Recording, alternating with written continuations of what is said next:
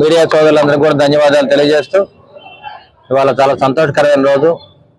August 15న మరి అన్నా canteen ని నారా చంద్రబాబు నాయుడు గారి ఆదేశాల మేరకు మరి నందమూరి ఎన్టీ రామారావు గారి పేరు మీద ఇవాళ అన్నా క్యాంటీన్ ఓపెన్ చేయడం జరుగుతుంది.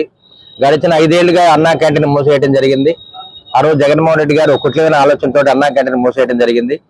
దక్షిణ భారతదేశంలో అన్నా క్యాంటీన్ ఒకటి మెయింటైన్ చేస్తున్నాం. అదేవిధంగా చెన్నైలో అమ్మా క్యాంటీన్ మెయింటైన్ చేయడం జరుగుతుంది. ఇవన్నీ కూడా అక్కడ స్టాలిన్ గారు, ఇక్కడ నారా చంద్రబాబు నాయుడు గారు ఈ కార్యక్రమాలను ముందుకు తీసుకెళ్తున్నారు. ఈ కార్యక్రమానికి వాళ్ళ విశిష్ట అతిథి మన పల్నాడు జిల్లా కలెక్టర్ గారు రావడం జరిగింది. అదేవిధంగా కమిషనర్ గారు, మరి వార్డులో నాయకులు, కార్యకర్తలు, బీజేపీ, జనసేన, టీడీపీ కార్యకర్తలు, నాయకులు అందరూ కూడా హాజరయ్యి వాళ్ళు అలాగే అన్నా క్యాంటీన్ ని చాలా ఘనంగా ఓపెన్ చేయడం జరిగింది.